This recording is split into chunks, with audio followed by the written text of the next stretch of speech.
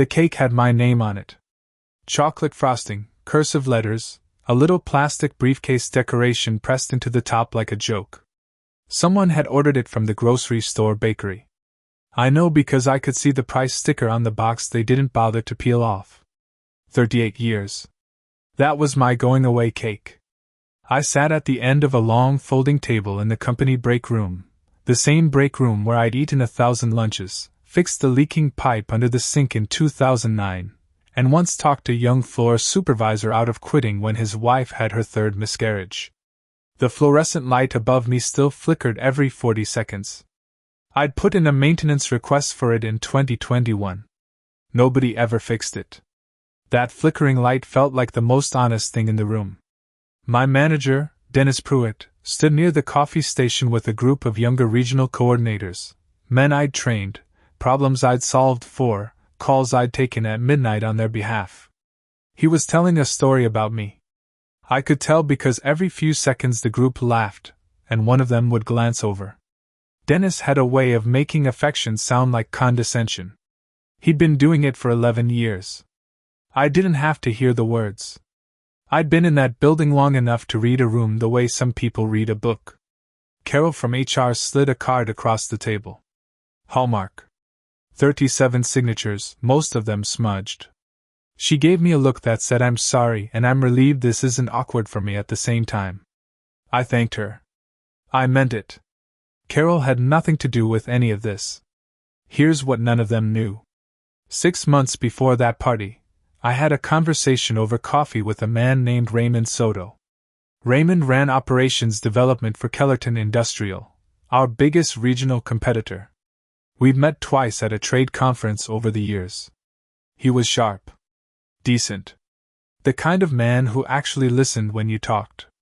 Raymond had mentioned casually that Kellerton was struggling with their floor efficiency protocols.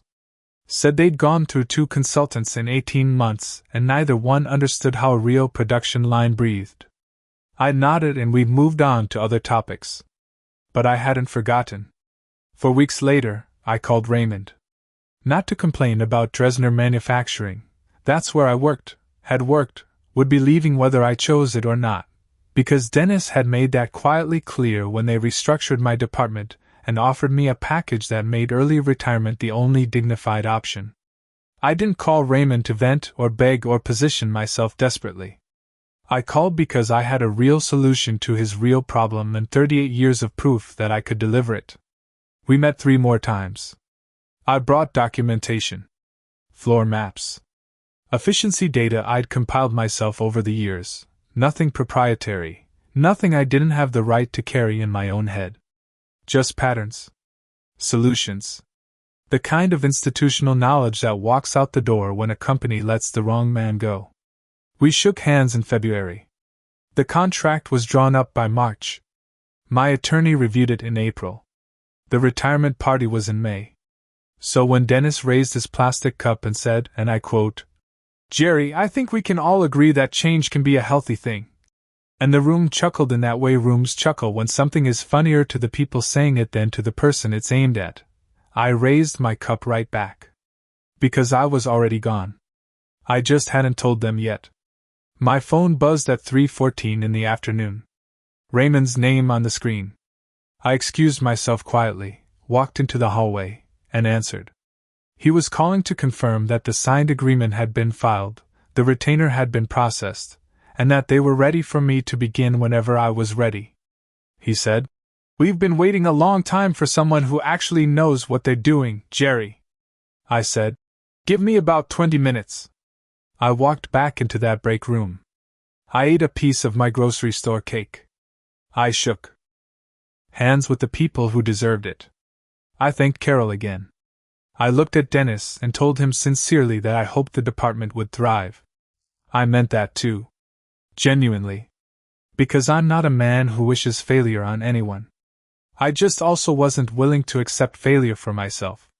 3 weeks later, Dresner Manufacturing lost a regional supply contract they'd held for 9 years. The company that outbid them was Kellerton Industrial. The efficiency proposal that won the bid was built on a framework I'd spent the last 6 months quietly putting together. Nobody called me to ask what happened. Nobody connected those dots. I was sitting on my back porch in the June morning light, coffee in hand, reading a book I'd been meaning to get to for 20 years, when I found out. My son texted me a news article.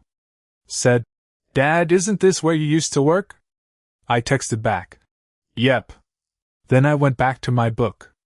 Here's the thing about quiet men, and I mean this for anyone sitting where I once sat, in a room where people are celebrating your exit like it's their victory. Patience isn't weakness. Preparation isn't passivity. And dignity is not the same thing as being okay with how people treat you. I never raised my voice. Never sent an angry email. Never told a soul what I was planning.